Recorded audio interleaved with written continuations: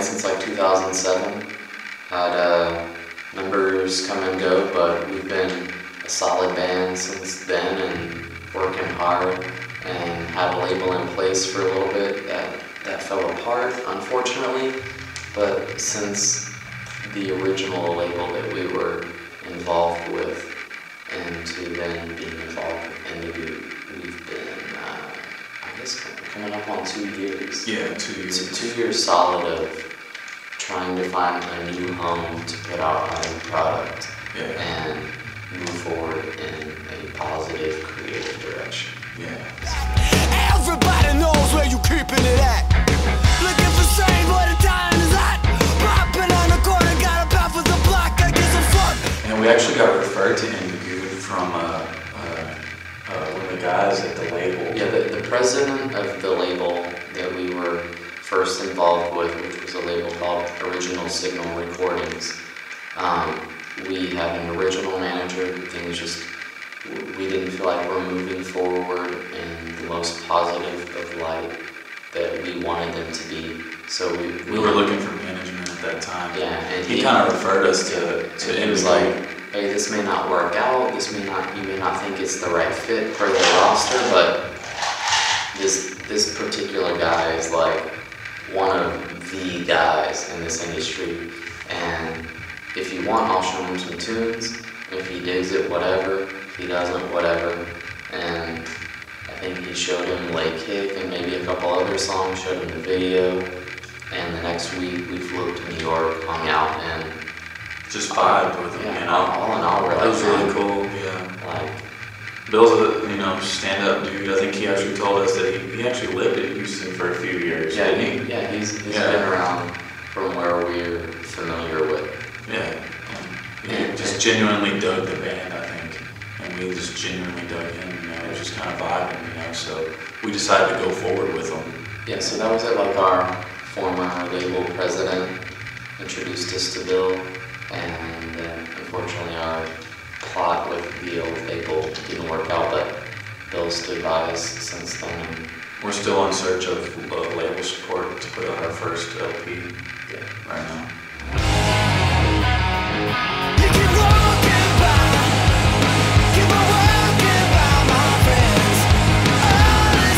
Steve Hagler and Mike Watts are represented also by Indigood Entertainment, and we just kind of felt like it would be a good match. We worked together about a year ago on some things, and now we're in a new position with a new opportunity that's on the cusp of being something that could be great. And so we came here to really focus and turn out what we felt would be the best product to turn into our potential situation. Yeah, and just get away from the distractions, There's a lot of distraction at home back in Texas, and we just wanted to come to a place where there were no distractions, and it was just focus on that, and just be creative.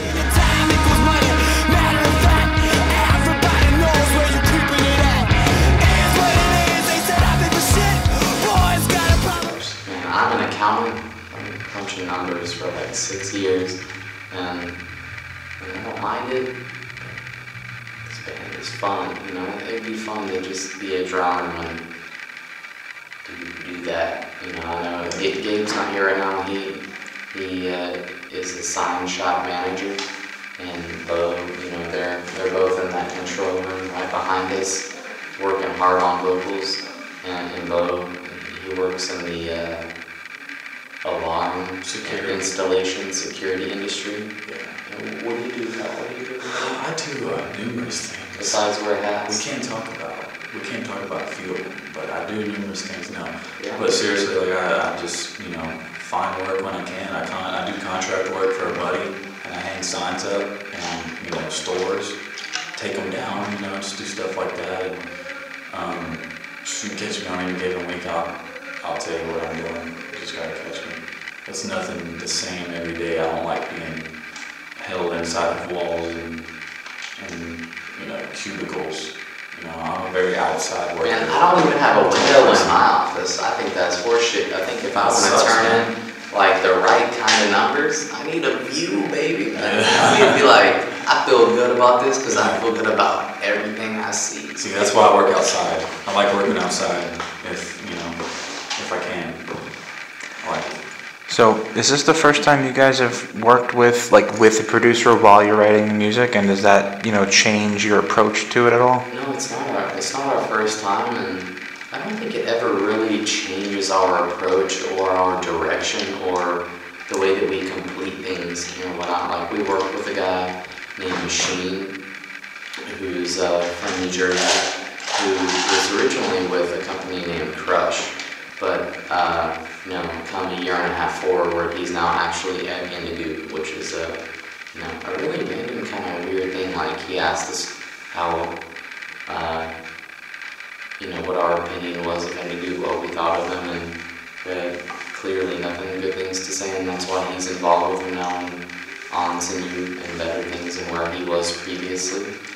And we've been inquired about working with a guy named John Feldman, and never had the luxury of working extensively with the dude, but that would be cool. But and then we work with dudes at home, like a previous guitar player in our band who is also a producer, Jerry Nettles.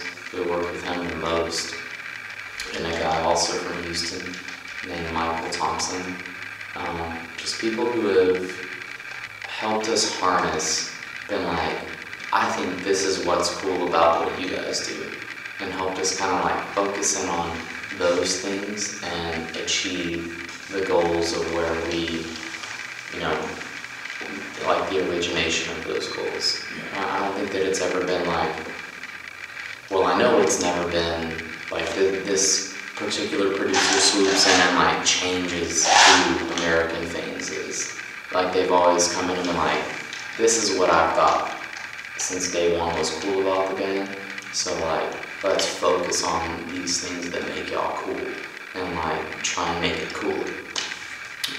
And I think it's always not always been easy working with this person or that person or the other people, but it's a learning experience, We've learned a lot, and all these people have helped us get to, if we came into the situation at a 2, we at least got to a 3. We've always taken a positive step forward. We've never worked with someone wow, we are not a better band because of this. Whether it was an easy progression or a fucking difficult climbing up a wall direction, we found a way to take all of those things and take a positive step forward. So. Everybody knows where you keep it at. You keep walking by. Keep on walking by my fence. For me personally, there's a great amount of pressure to not fail the goal in hand. There's a par set here, and we have never been people who are okay with par, we're bogey or 2, we've always wanted to exceed par and be we did that, this was the goal and we fucking killed that. So the goal here, and I think the intentions of everyone involved here was to not only come here and turn in what someone would want or expect, but them hear them go, y'all went above and beyond. So I think that that's where our sights are set. We're set on coming. This is the task at hand, and we want to come in grand slam it. It's not let's just get on first base, or let's not just get walked into position. Let's show that we passed with flying colors, but we didn't just pass.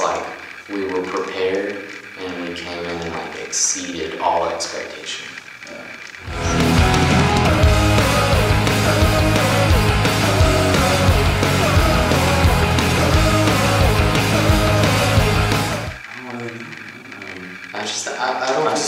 We just live inside of our own heads, you know, like we don't really know. I mean, we live inside of our practice space, we live inside of this studio, and if we write a great song, you know, like we just want to communicate as a band, I guess, is that we're just, you know, we don't have to be like so serious like all the time, you know, and sing about, you know, love and like, you know, which is great. I mean, everybody loves a great love song, but you know, this band really is just about just having fun and cutting loose and, you know, just coming to the show and dancing if you want to, you know, like, you know, just have a good time and think, you know, pretty positive, you know. We don't really dwell on. I don't think that we derive our influences from like a particular instance in our lives or a particular band in time or any of this. I think that like we all have very unique and very different influences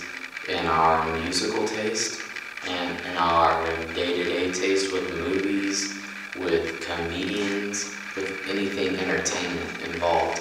And I think that we all like find a fun way to poke at this or poke at that and not be like, oh, we're so sad.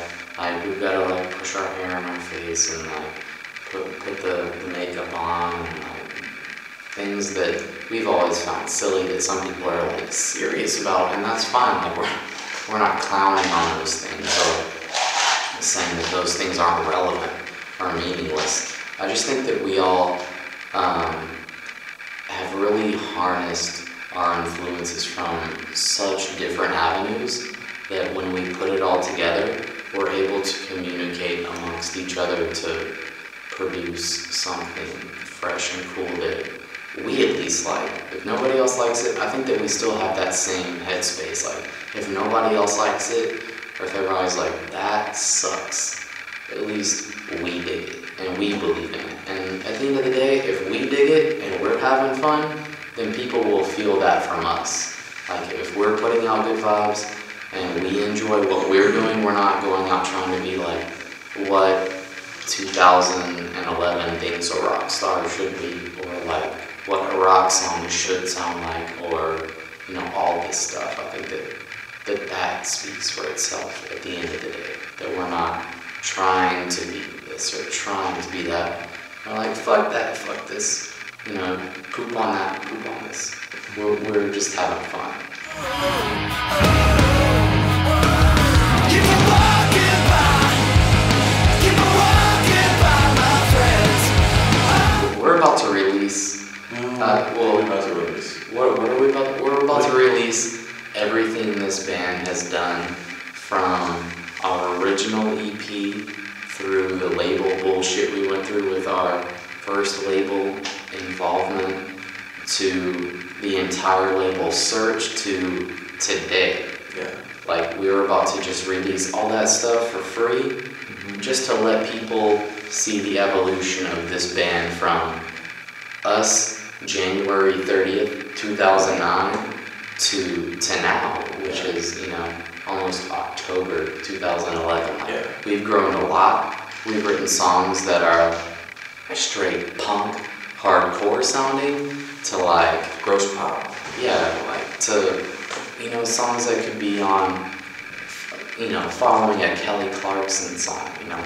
We've just written songs that we like and never tried to be this kind of band or that kind of band or this kind of band. We've always just written songs that we like, and we're gonna let that all go. That's all gonna be available per AmericanFangs.net. Yeah, AmericanFangs.net. All for free, all with artwork, and let people be the judge of like, I like these 8 songs. These 8 songs reach out to me. Those 13 songs suck to me.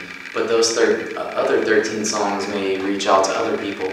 So we're just gonna let it all go and let the public be the judge of, I like this, I don't like that, whatever, this and that.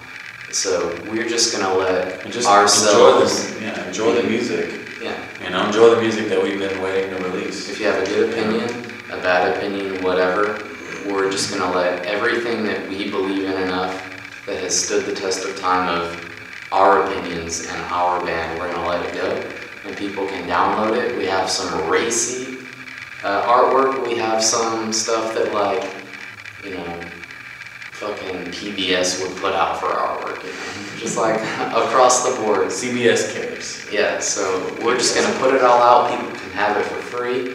And then we're gonna decide the best 12 songs that we have by the end of this year to re-record, or whether they're all new songs, and we're gonna put that out next year, whether that's independently or with X label, and we're just gonna digress and progress and be American Fangs.